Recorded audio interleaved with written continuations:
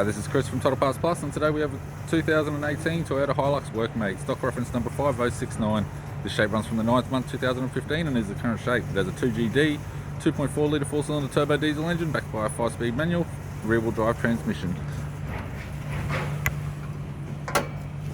2GD, 2.4 litre 4-cylinder turbo diesel engine.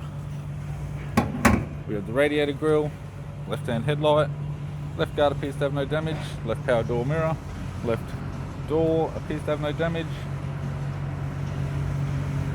Factory fitted tow bar supplied with all bolts, brackets, loom and module.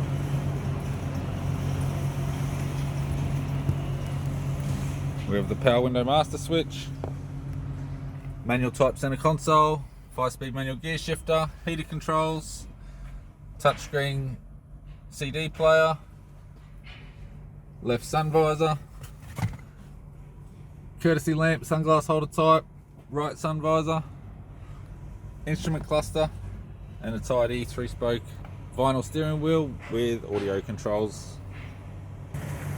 I'm Chris from Total Parts Plus, and I'd like to thank you for watching this video.